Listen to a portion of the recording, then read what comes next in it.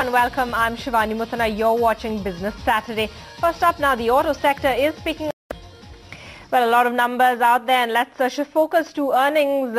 Of course, it came to an end on Friday, but let's go across to MS Arora, CEO of the Zenith Birla Group. He's joining us on the phone line from Manipal. Good evening, Mr. Arora. Thanks for joining us on the show. Now, looking at your quarter one earnings, your profit after tax has gone up about 41%. So how really is quarter two looking like in terms of operating profit margins, and what were your margins in quarter one?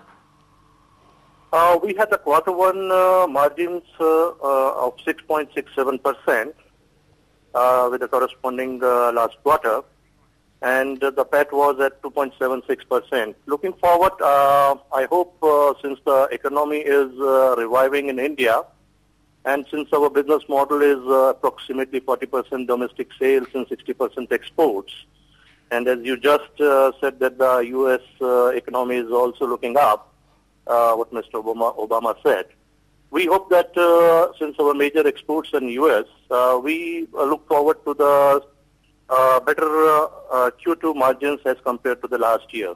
Right. And Mr. Arora, is that on account of falling raw material costs, and also do you see an increased traction for your business considering that economic activity is showing some signs of stabilizing?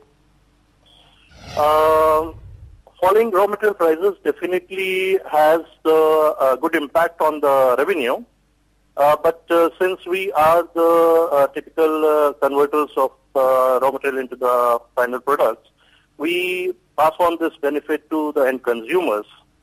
But going down of the raw material prices is a good sign. The economy revival is a good sign. So we hope that taking forward to the year, we will be able to maintain the last year's operating margins, which was at about 6.5%. So we hope that things will be more or less same as what we have seen last year. Right. Now, Mr. Arora, what do you think of the infrastructure impetus that the government has given to the country in the budget? Now, you are one of the largest manufacturers and exporters of steel pipes. So what really are the opportunities for you in the infrastructure space? I hope that steps taken by the government in India definitely is going to show its results in Q3 and Q4 particularly, when the infrastructure tenders will be finalized and the activity will pick up. Going forward, I think similar will be the exports because more or less the U.S. economy is on the upside now, and our exports also will be picking up in the Q3 and Q4. That's what we hope. All right. And any plans of fundraising, if you can also give us some sense of the targets in terms of revenues that you are looking out for in financial year 2010?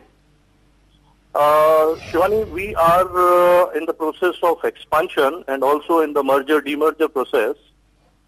We are demerging our tool division from this company and merging the other group company, which is also in the similar line of pipe making activity. That will give the synergies to the company. And since we are thinking of expansion, we are in the process of finalizing the blueprint for the fundraising also.